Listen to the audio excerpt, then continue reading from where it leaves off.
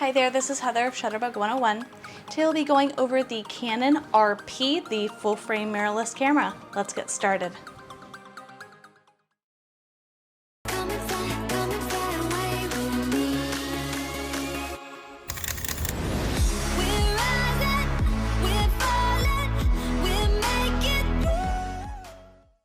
The Canon RP is a mirrorless full-frame camera with a 27 megapixel sensor with 4,779 focus points and a fully articulating touch LCD screen. It has a continuous drive of 5 frames per second and shoots 4K video up to 24 frames. This camera has a microphone and headphone port, has Wi-Fi to transfer images, and weighs just over a pound. Today we'll be going over the buttons, doors, and menus to help you find your way around this camera. The Canon RP. This is probably going to be the most basic model out of the R system. Great for beginners that just want to, get into full frame photography but maybe don't need all of the super fancy bells and whistles. This is the kit lens that comes with it. It's the 24-105. This is going to be the f4L lens, which is pretty fantastic. Has a nice walk around range. It's a fantastic starter. Especially if you don't know what you're going to be shooting. On the lens itself, it does have a couple switches. We have the autofocus and manual focus switch. So one of the most common things to happen is sometimes you're fiddling with your camera and this accidentally gets switched to MF. So if your camera stops autofocusing for some reason, something to keep in mind is always to check this switch here first. We also have a stabilizer in this lens, which is pretty nice. So what that does is, naturally, everybody has a little bit of body shake. It is impossible to be perfectly still, and the camera can pick up on that. So the stabilizer is there to help. It's supposed to help counteract that shake that your body gives off. Now, if you are shooting on a tripod, it is important to turn this feature off. And the reason that is because the stabilizer is ready to feel that shake and counteract. If the tripod has absolutely no shake at all, sometimes it can cause shake in long exposure photography, so something to keep in mind there. Also on the front of the camera here, we do have our release button here for the lens. So if we click and hold that and then we turn, we can then release it. You want to line up the red line on the lens with the red line on the camera.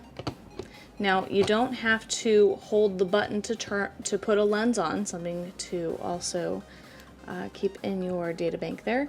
You're going to go ahead and turn till it clicks. That's pretty much everything on the front of the camera other than our little LED light here. On the camera itself, we do have a LED light that helps it to focus. So in a situation where there's not enough detail or maybe it's too dark, it can shine that out to help it autofocus. Also, I did miss a switch here on the front of the lens. We do have a lock here. So what this does is if we hit that, it locks this in place. Because sometimes when you're walking around, you have your camera like this. After so much of using a lens, the barrel can get kind of loosey-goosey and start to slide out on its own. So this lock just helps keep it. This lock will help it kept locked into place. On this side of the camera, as you can see, we don't really have a lot going on. So over to this side of the camera, once again, we do have a few doors here.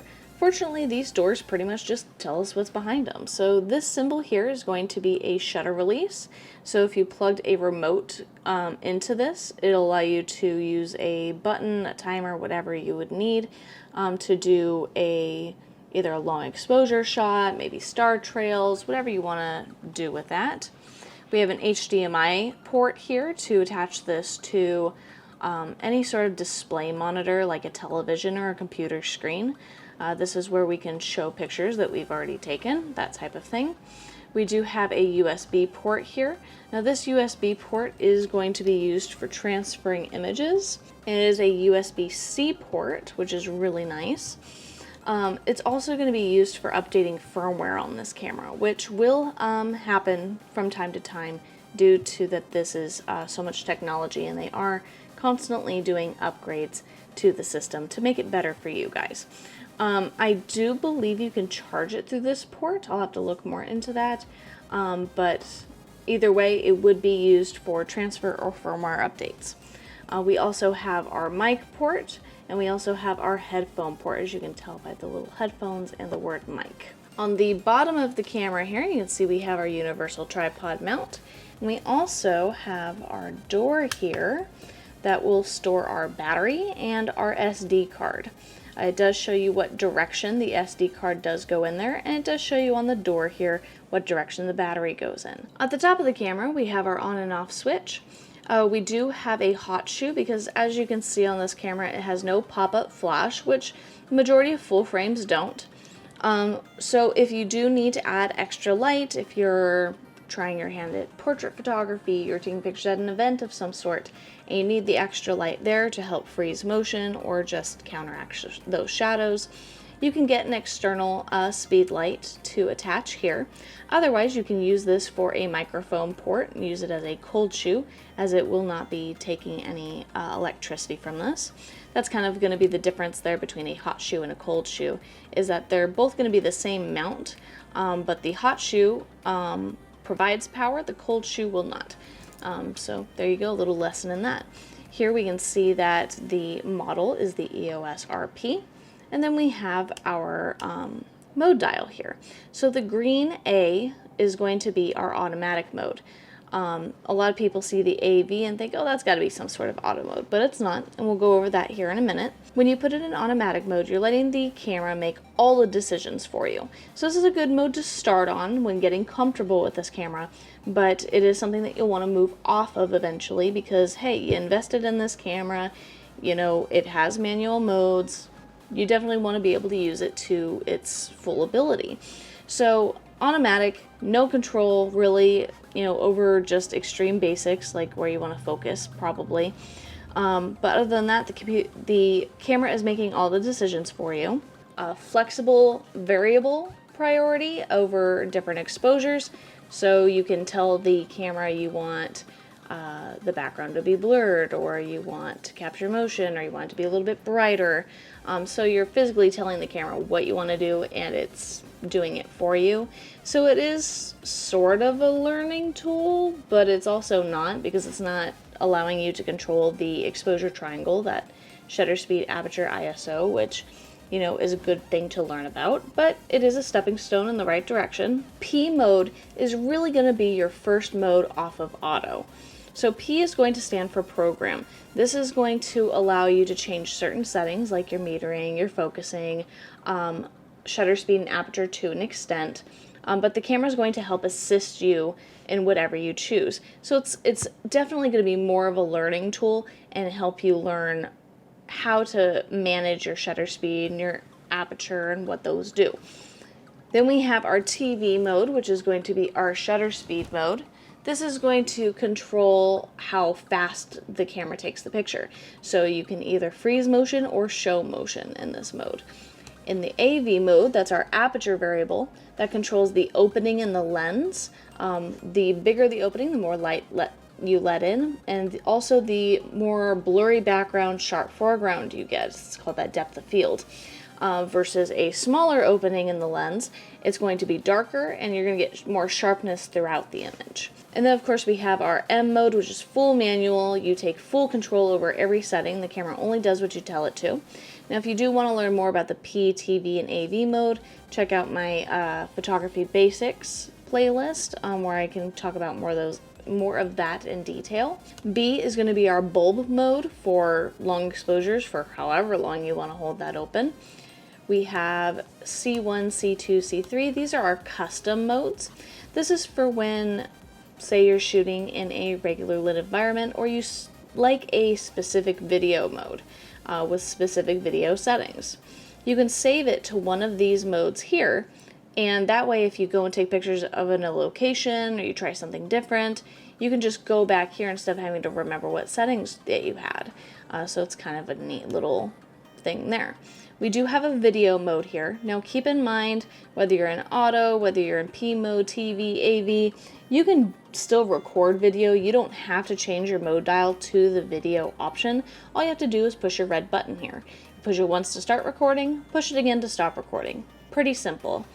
And then of course we have our scene modes. Now, if I open up our articulating screen here, so you can kind of take a look, we can go ahead and choose a scene. Now, the scene mode is essentially going to be our automatic mode, but you're telling it specifically what you're taking pictures of.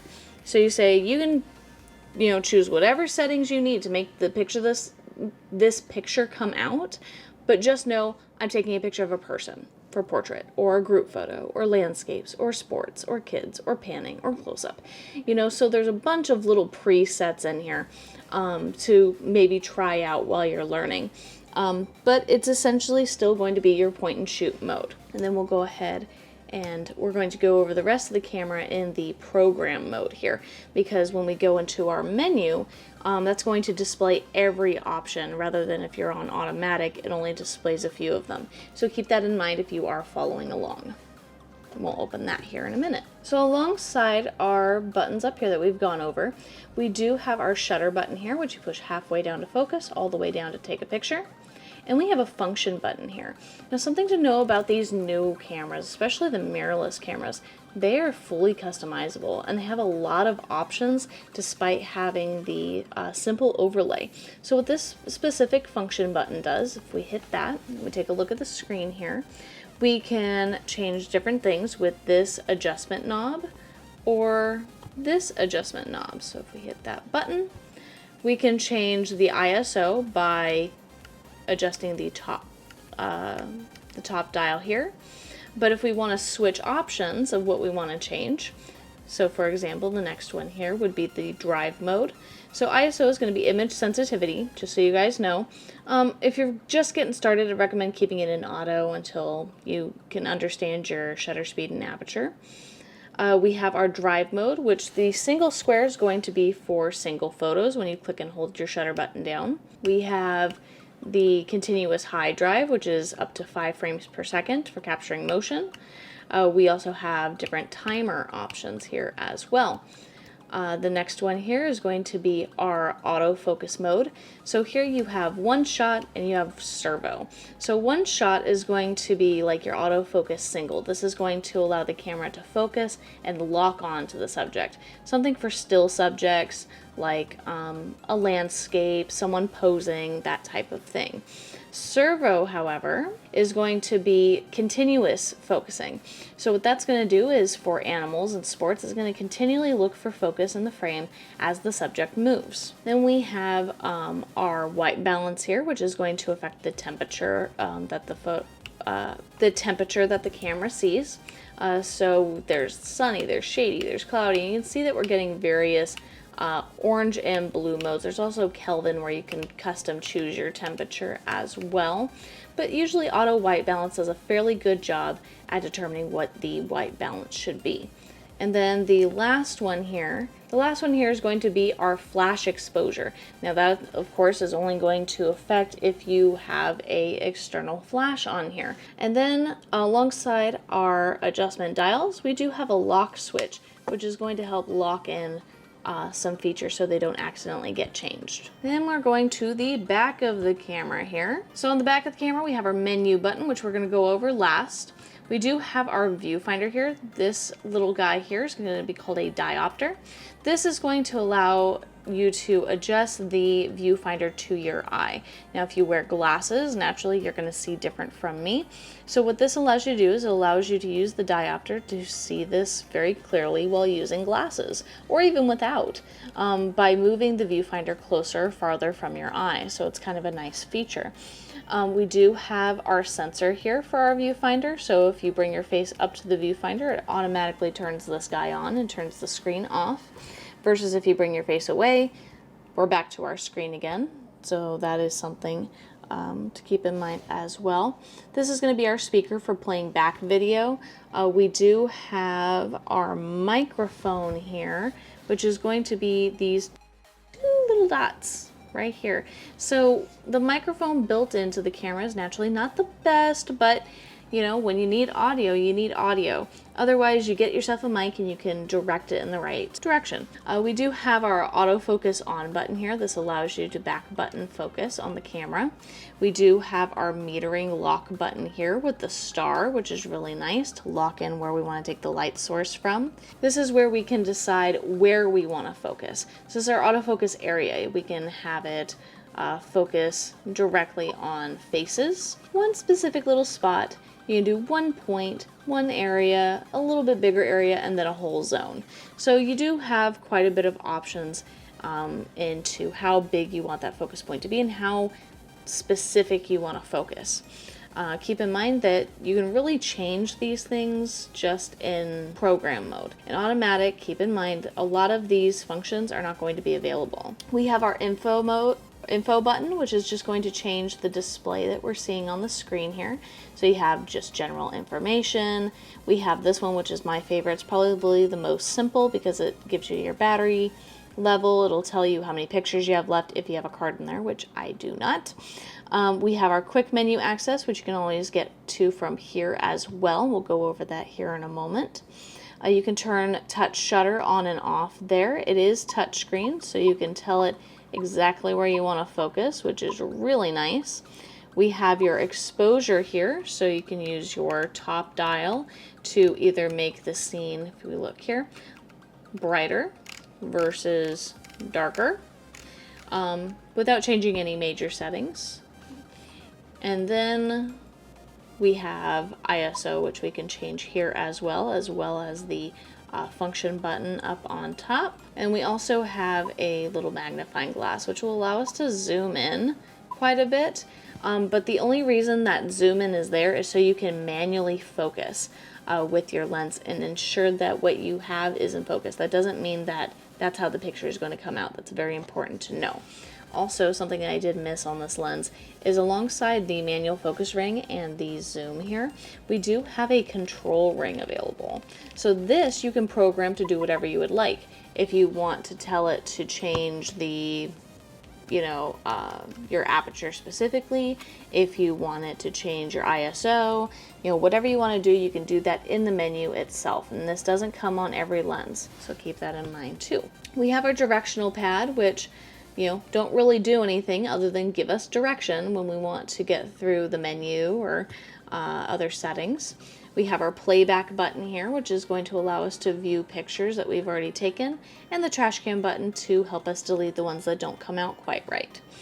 We do have our quick menu. As I said, you can also get to it by hitting the Q button here or here, and this is going to open up, a quick menu. So you can go up and down to get to both sides of the screen here. So starting up at the top, that's our autofocus area, again, where the camera autofocuses. We have our autofocus mode, how the camera autofocuses. We have our drive mode, which we've gone over with the top button top button on the camera. You have your metering mode, which is where it's taking the light from. You have your evaluated metering, which considers the whole image. We have partial metering, which considers a little bit less of that image. It's more of a zoned image. You have spot metering, which considers a specific spot. And we have a center weighted average, which considers mainly what's in the center. But personally, I like spot metering because it helps me be very specific with where I'm telling the camera is the most important part to take the light from. We do have image quality, so you can do RAW, JPEG, or RAW and JPEG. We have movie recording size. We have just like our back button there. You have anti-flicker shoot, so if you're shooting under fluorescent lights or something that's going to give off a pulse, you can turn that off or on. Our white balance.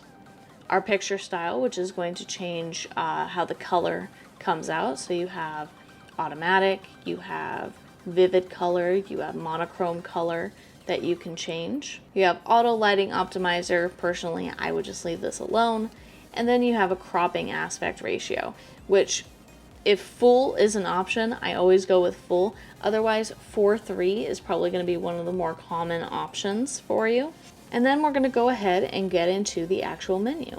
As you can see so far, this camera has a very simple overlay, and I absolutely love how simple it is. And at least for me, I don't find it very overwhelming. It is an adjustment if you have worked with Canon cameras in the past, just because it's very simple. But overall, the menus are going to be extremely similar. Now, keep in mind, as I go through this menu, I may skip through quite quickly. And the reason I'm going to do that is because, one, a lot of the stuff, especially in the shooting menu, is already laid out on the outside of the camera that we've already gone through, like the metering and the focusing and blah, blah, blah, blah, blah.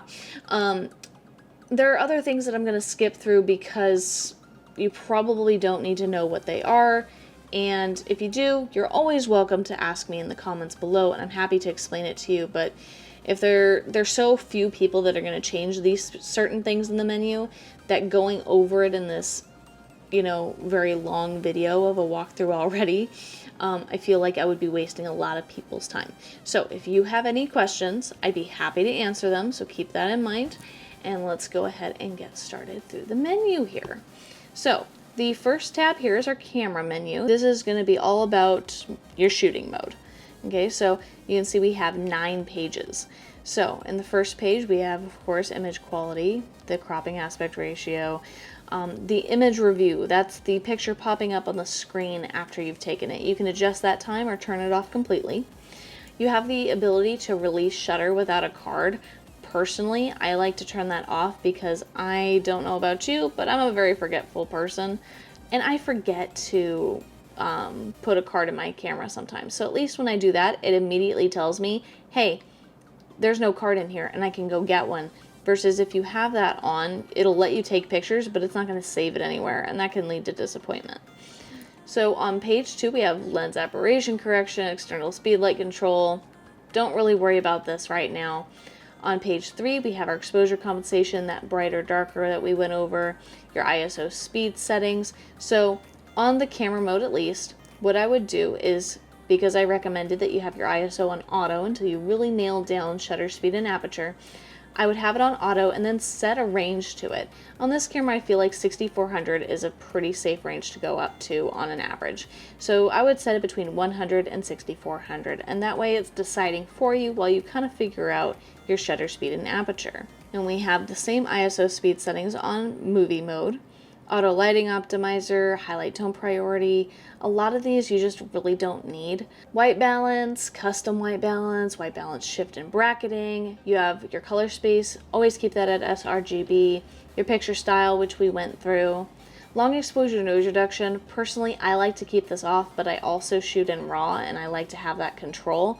So if you want to have that on, it's totally up to you. High ISO speed noise reduction, I'd keep that on average. Dust delete data, touch shutter, so if you want to disable that or enable it, same as multiple exposure, HDR, focus bracketing. Those are all ones for you to try out, see if it's for you. If not, you just disable them. You have interval timer, bulb timer, anti-flicker shoot, and all of that. Autofocus operation, so again, this is your autofocus mode and area, continuous autofocus, touch and drag autofocus settings. You have your lens electronic manual focus, which will allow it to kind of help you out if you wish. Autofocus assist beam firing, that's that LED light up front that we were talking about. And then we have the manual focus peaking settings as well. And then the last page here is going to be movie recording size, sound recording if you would like to enable that.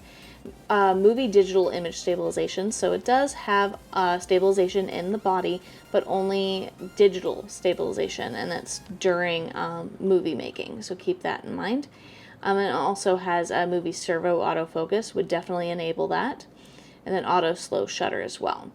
The next tab here is going to be our playback tab, very similar to this symbol here where we play back our photos.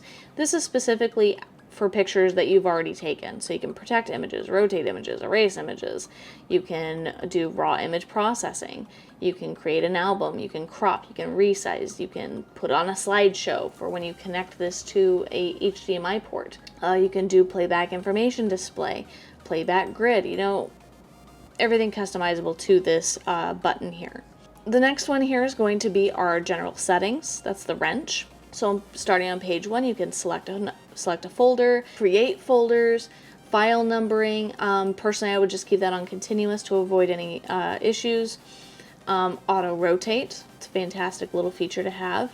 Formatting your card. This is something I like to go through on every walkthrough because it's very important to know. Formatting your card is important to know because, one, it erases all of your image permanently. So you don't want to accidentally find this and lose all of your current images. But another reason why it's important is because why you would use it. So if, say, you go on a trip or you take pictures at an event and you've put your pictures on your computer and you've made sure they're safe, I can't stress that enough. Make sure that if you're going to reuse your card, this is only for reusing your SD card. If you're going to reuse it and you've made sure that your pictures are backed up to your computer or a hard drive or an iCloud, whatever, if you want to start over, instead of going through and deleting it with the trash can here, what you want to do is go up to the wrench, go to page 1 and go to Format Card. That's going to delete all data off the card and give you a nice fresh card just like you bought it out of the box. And it's going to be ready to shoot, no problems. The thing is that when you use this trash can here over and over and over and over again without ever formatting, is that when you use the trash can, you're essentially just deleting the visible picture, but you're keeping the data. And when that happens, it's just allowing you to overwrite that data with new data. And when it overwrites over and over again, you have a higher chance of corrupting your card and locking you out from saving any of your current memories. So it's really important that if you're going to reuse your card, that you know what format card means and that you just do it every now and then. We have the mode guide. So as you can see, if we switch this mode here, this is our mode guide here. So it's telling us TV is shutter priority, set your preferred shutter speed. Oh, this is what it does. It shows motion or it freezes motion. I see that. So it's a nice little guide there in case you don't know what you're doing. Otherwise, if we disable this, and we go back here and we try and change something, it's just going to change the mode. It's not going to tell you what it's doing. So if you're just getting started, especially if you're new to the world of mirrorless cameras or full frame in general, this is going to be a really nice guide to use because it's going to help you learn your camera and learn your way around it. There's the feature guide as well.